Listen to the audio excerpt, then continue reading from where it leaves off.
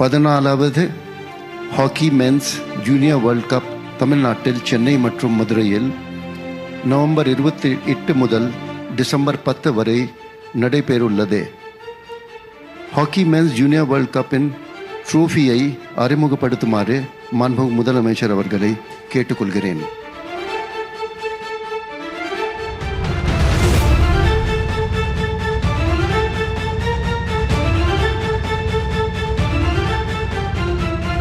தமிழ்நாட்டில் முதல் முறையாக நடைபெறவுள்ள 14வது ஆடவர் ஹாக்கி இளையோர் உலகக்கோப்பை போட்டிக்கான வெற்றி கோப்பையினை அறிமுகப்படுத்தி சிறப்பித்துள்ள மாண்புமிகு தமிழ்நாடு முதலமைச்சர் அவர்களுக்கு தமிழ்நாடு விளையாட்டு மேம்பாட்டு ஆணையத்தின் சார்பில் நன்றியினை தெரிவித்துக் கொள்கிறேன்.